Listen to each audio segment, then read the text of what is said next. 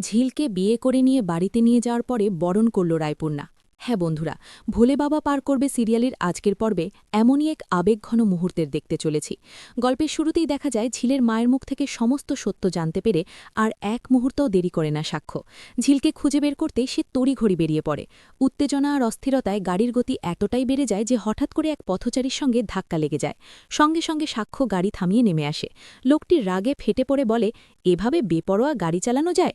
হাতজোড় করে সাক্ষ্য অনুনয় সুরে বলে, আমাকে ক্ষমা করবেন, আমার জীবনের সবচেয়ে আপন মানুষটাকে হারিয়ে ফেলছি, ওকে খুঁজতেই আমি ছুটছি, দয়া করে আমাকে আটকাবেন না। লোকটি কিছুটা নরম হয়ে উত্তর দেয়, ঠিক আছে, কিন্তু এভাবে চালালে বড় দুর্ঘটনা হয়ে যেতে পারত, তখন যাকে খুঁজছেন তার কাছেও পৌঁছাতে পারতেন না, সাবধানে গাড়ি চালান। নিজের ভুল বুঝে সাক্ষ্য বলে, আপনি ঠিকই বলেছেন, আমি সতর্ক থাকব। গাড়িতে উঠে তার মনে হাজারো প্রশ্ন ঘুরতে থাকে। ঝিল, তুমি কেন চলে গেলে? সেদিন সত্যিটা বললে না কেন? ভগবান, একবার ওর সঙ্গে দেখা করিয়ে দাও, আমি কথা দিচ্ছি আর কখনো ওকে কষ্ট দেব না, যেভাবেই হোক ওকে বাড়ি ফিরিয়ে আনব। সে ভাবতে থাকে, এত স্টেশনের মধ্যেও কোথায় নামবে, কোন বাসে উঠেছে। ঠিক তখনই সামনে একটি বাস দাঁড়াতে দেখে সাক্ষ্য ছুটে যায়। একে একে যাত্রীরা নামতে থাকে আর সে ব্যাকুল দৃষ্টিতে সবার মুখের দিকে তাকায়। হঠাৎ করেই বাস থেকে নেমে আসে ঝিল। সাক্ষ্যের চোখ ছলছল করে ওঠে, মনে মনে বলে, ভগবান, তুমি আমার কথা শুনেছ। ঝিল সামনে এগিয়ে যেতে থাকে। সাক্ষ্য জোরে ওর নাম ধরে ডাক দেয়। ঝিল মনে মনে ভাবে, আমি নিশ্চয়ই ভুল শুনছি, আমাকে ডাকবে এমন কেউ নেই, যে ডাকবে সে তো আজ বিয়ের মণ্ডপে বসার কথা। কিন্তু আবার ডাক শুনে সে পেছনে ফিরে তাকায়, দেখে সাক্ষ্য দাঁড়িয়ে দু হাত বাড়িয়ে তাকে ডাকছে। ঝিল থমকে যায়। দুজন ধীরে ধীরে একে অপরের কাছে আসে। ঝিল অবাক হয়ে বলে, স্যার, আপনি এখানে? আজ তো আপনার বিয়ে। সাক্ষ্য দৃঢ় কণ্ঠে উত্তর দেয়, হ্যাঁ, কিন্তু আমি তোমাকে নিতে এসেছি। ঝিল প্রশ্ন করে, কেন? আবার কি আমাকে সই বাড়িতে নিয়ে গিয়ে কাজ করাবেন?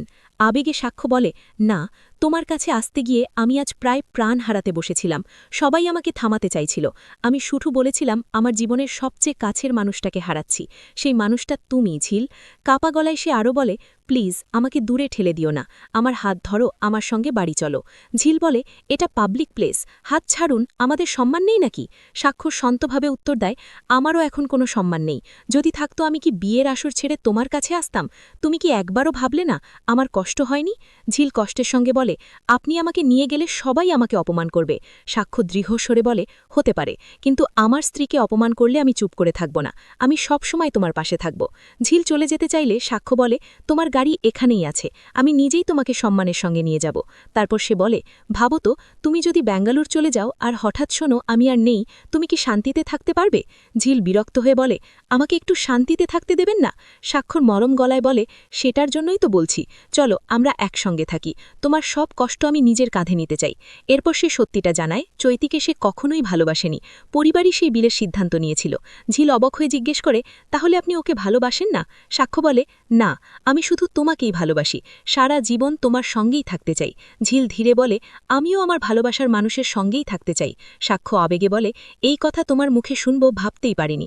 শেষে সে বলে, বাড়ির লোক না মানলে আমরা দুজন একসঙ্গে চলে যাব, তুমি গান গাইবে, আমি ডাক্তার না থাকলেও তোমার পাশে থাকব, কিন্তু আমরা কখনো আলাদা হব না। সে ঝিলের চোখের জল মুছে দেয়। ঝিল অবাক হয়ে ভাবে, আজ এই কোন সাক্ষ্যকে দেখছি? শেষ পর্যন্ত ঝিল বলে, ঠিক আছে, কিন্তু এখন আমাকে কোথায় নিয়ে যাবেন? সাক্ষ্য হেসে উত্তর দেয়, আমার বউ বানিয়ে সুন্দর করে বিয়ে করতে।